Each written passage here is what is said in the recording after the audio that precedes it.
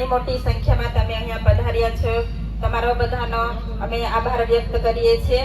હવે આજની આ સમર્થન સભામાં જે આપણે ગામડે ગામડે જઈને આપણા જે ધારાસભ્ય હાલ જેલમાં છે એમની સિગ્નેચર ચેમ્પિયન રાખ્યું હતું, એમાં ઘણા બધા ગામોમાં ઘણી બધી જગ્યાએ જઈને આપણા લોકોએ સિગ્નેચર કરી છે। સિગ્નેચર 1.5 લાખથી ઉપર થઈ છે અને આપણે આજે કલેક્ટર શ્રીને આવેદન પત્ર આપવાનું છે અને આપણે એમની પાસેથી જવાબ પણ લેવાનો છે કે તમે અમને કેટલા દિવસમાં જવાબ આપશો, કે તમે રાજ્યપાલને, રાષ્ટ્રપતિને ક્યારે તમે પહોંચાડો છો અમારું આવેદન પત્ર, એનો જવાબ પણ આપણે આજે જ લેવાનો છે। એટલે આપણે બધાએ ત્યાં કલેક્ટર ઓફિસે જવાનું છે આવેદન પત્ર આપવા માટે।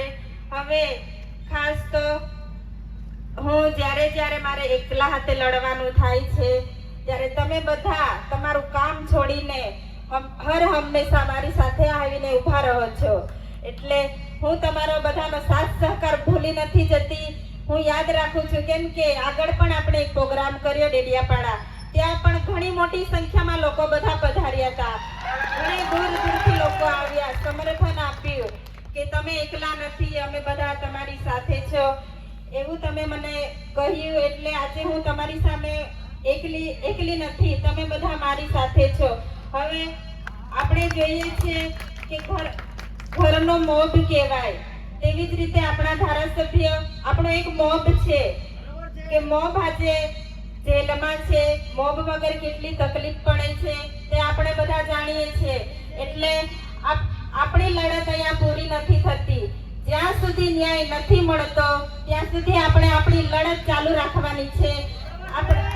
આપણે હિંમત નથી હારવાની, તમારી બધાની આ તાકાત છે કે તમે ન્યાય અપાવી શકો છો। જનતાની અદાલતમાં કોઈનું નથી ચાલતું, જનતાનું ચાલે છે, તે આપણે બધાએ જોયું છે।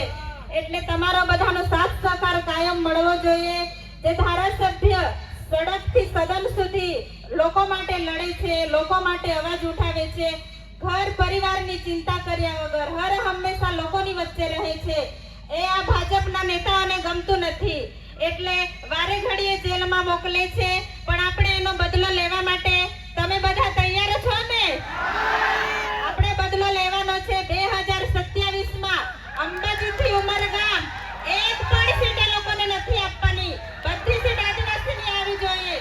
એટલે આપણે બધાએ અત્યારથી તૈયારીમાં લાગી જવાનું છે કે આપણે જેવી રીતે હાલ નર્મદા જિલ્લામાં સુપડા સાફ કર્યા છે એવી જ રીતે અંબાજીથી ઉમરગામ 2027માં આપણે એમના પણ સુપડા સાફ કરીને એમને ઘરે બેસાડી દેવાના છે। તો તમે બધા સાથ સહકાર આપજો એવી હું આશા રાખું છું।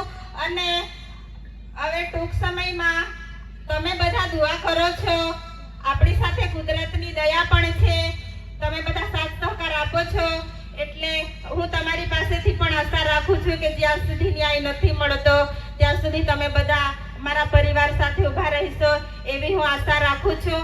અને જ્યાં પણ જરૂર પડે છે, જ્યારે પણ હું આમંત્રણ કરું છું ત્યારે પણ તમે ઘરની ચિંતા કર્યા વગર પોતાનું ખેતીવાડીનું કામ છોડીને આવો છો, એ મારા માટે મને ખૂબ હિંમત આપે છે।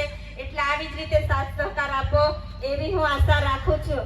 અને જે આ 7 ટર્મથી સાંસદ છે, 2 દિવસ પહેલાનું નિવેદન છે કે ડિબેટમાં બેસો, તો કેમ હમણાં તમને ડિબેટ યાદ આવે છે? જેલમાં છે ત્યારે યાદ આવે છે, કેમ જ્યારે બહાર હોય ત્યારે કેમ ડિબેટમાં નથી બેસતા?